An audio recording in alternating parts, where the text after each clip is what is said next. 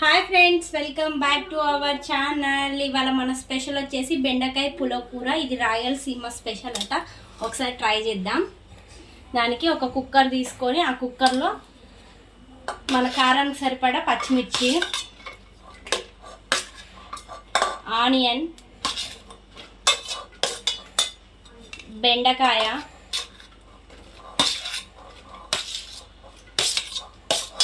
టమాటా, next కొంచెం కొత్తిమీర, ఒక రవ్వంత చింతపండు,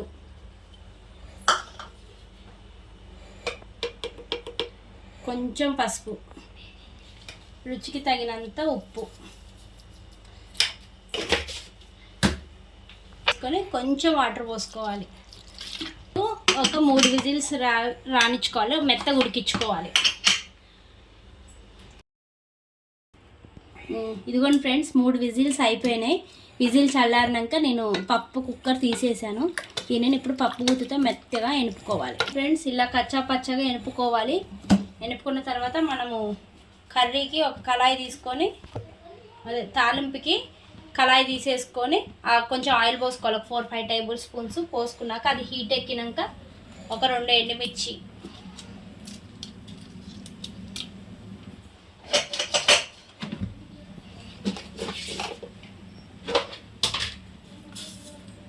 ఆవాలు, శనగపప్పు, జీలకర్ర. ఫ్రెండ్స్, ఇవి కొంచెం రెడ్డిష్ అవ్వాలి. ఇవి వేగుతున్నాయి. ఇది ఎర్రగా అయిపోయింది ఫ్రెండ్స్. ఇప్పుడు మనం ముందుగానే దంచి పెట్టుకున్న వెల్లుల్లిని కూడా ఇందులో వేసేసుకొని దీన్ని కూడా కొంచెం ఫ్రై అవ్వనివ్వాలి. నెక్స్ట్ కొంచెం కరివేపాకు.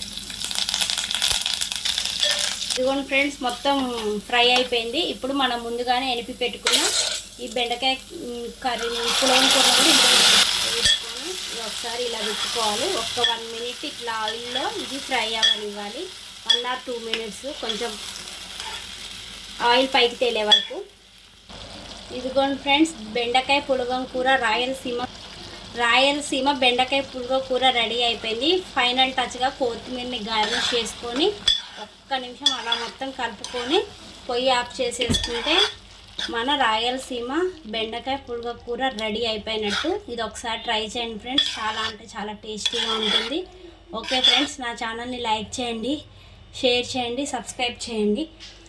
పక్కనున్న గంటని నొక్కండి, నా నోటిఫికేషన్స్ అన్నీ వస్తాయి. Okay friends, bye.